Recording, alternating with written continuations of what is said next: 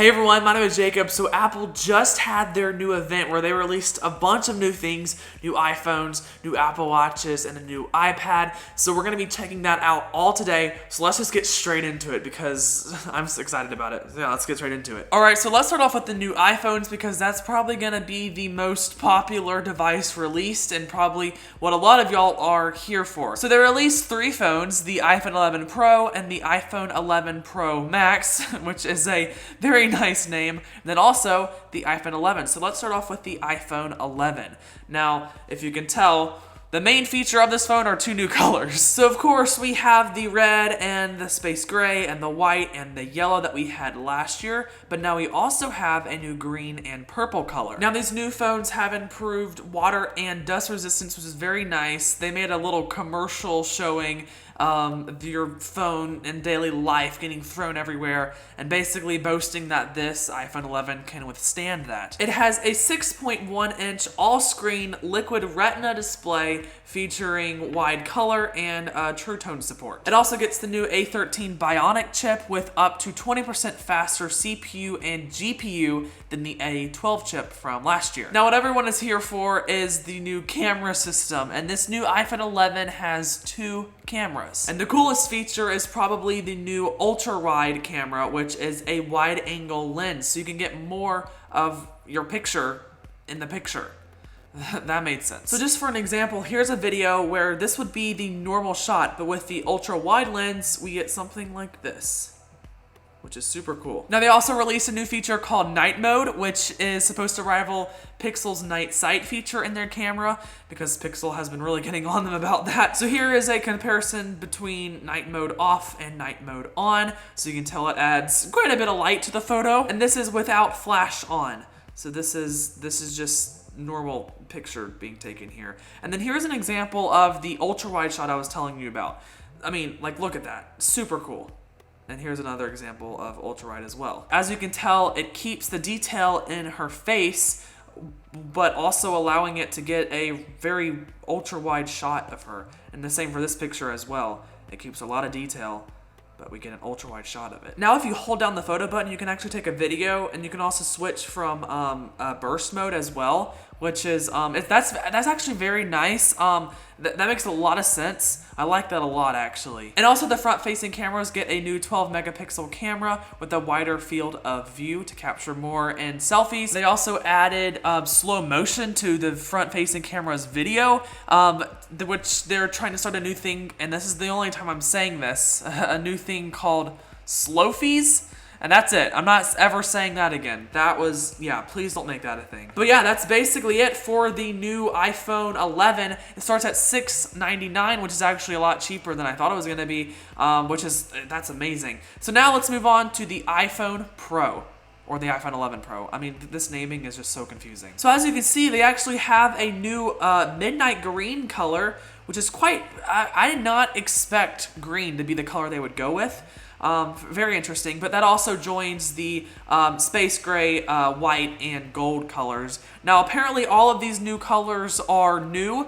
A lot of people liked the gold color from last year, and this looks the same. Now, the iPhone Pro has a new textured matte glass back, which is actually pretty cool. I want to be able to see this in person because I really liked the glass back on the newer phones. So this textured matte black is very interesting. Now, of course, the iPhone Pro gets the A13 Bionic chip with a 4-hour longer battery life compared to the iPhone XS, which is super cool. And of course, the iPhone 11 Pro gets a new camera, and then of course it gets all the same features from the other iPhone 11, just with the new camera. So that means that we get an ultra-wide, wide, and telephoto cameras on our phone, which is super cool. And basically with this, you can take some really awesome pictures with some great detail to them. Now with these cameras, you can easily zoom between them. So this 1X would be a normal shot. Then you can go to the ultra wide angle lens and then also go back to the telephoto lens, which would be the zoomed in version of the video or picture. Now the iPhone 11 and the iPhone 11 Pro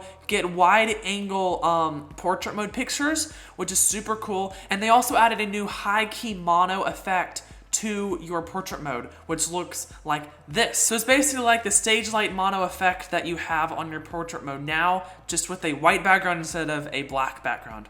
And it looks really good. It also gets a better front-facing camera with 12 megapixels and a wider field of view to capture selfies, and of course, slow-mo. I'm not even going to say the name that they're trying to make up again. I'm not doing that. That's not allowed. They've also made Face ID 30% faster on these new phones, which is great because Face ID is already super fast. So it being 30% faster is even going to be better. Now the pricing of these phones is a lot.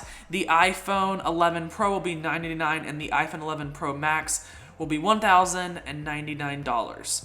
Well, that's the starting price of it, which is a lot of money, but you already knew that. Okay, so now on to the Apple Watch Series 5. Now, this is probably what I'm most excited about because I love the Apple Watch. It's probably my favorite Apple product like ever, and they released some really cool features here. Now last year they did release a very big update to the Apple Watch in the Apple Watch Series 4, so this is not a huge update, but there are some features that we're going to talk about. So the first and most important feature is the always on display. So what does this mean? Well, it means that your display is always on. Now, I guess you could probably figure that out from the title. Basically, you no longer need to raise your wrist to see what's on your watch face. Whenever you're not looking at your Apple Watch, your watch will show a dimmed version of your watch face. And whenever you raise it, it'll show a normal version of your watch face. Now, they actually do this without diminishing any type of battery life. It's still 18 hours of battery life, which is super cool. And this is probably one of the coolest features of Apple Watch ever. And of course, they've redone their amazing watch faces to work with this always on display,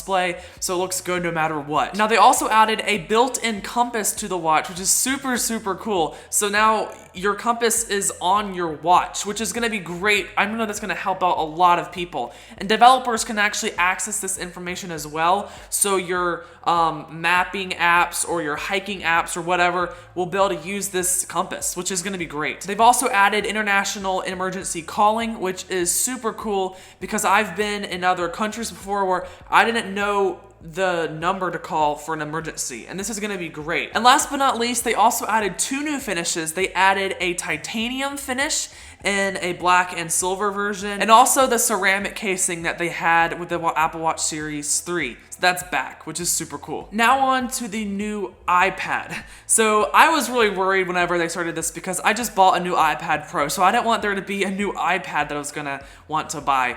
But they have released actually not a new iPad Pro, but a new iPad itself, which is probably Apple's most popular iPad ever. Now, this new iPad has gone from 9.5 inches to a 10.2 inch Retina display. It supports the first generation Apple Pencil as well as the smart keyboard now, which is super cool because this used to be a iPad Pro only thing, and now it's for the iPad 2. So that means that this new iPad has a smart connector like the iPad Pro. So that means that your smart connector accessories will work with this new iPad. Like I said, they moved from a 9.5 inch display to a 10.2 inch display and has almost 3.5 million pixels, which is a lot. And of course, this new iPad works with iPadOS. And let me just tell you, I have the new iPadOS. I actually made a video about it, but iPadOS is the best and biggest upgrade to an iPad I think ever. I like it so much. I just like it so much. But yeah, that's basically it for the new iPad, other than the price is extremely cheap at only $329. This is insane. The Apple Watch doesn't even go there. The Apple Watch starts at $400.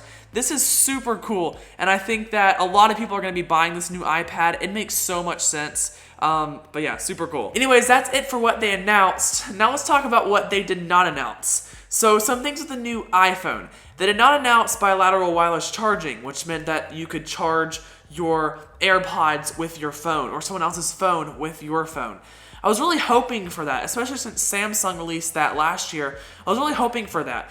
They didn't announce that, which really stinks. And although they upgraded Face ID, they did not add multi-angle Face ID, which would be really nice because that's something that I'm having a lot of trouble with my phone, is having to look at it straight on. It would be really nice if you could like lay down on a table and have multi-angle Face ID. It would work with that.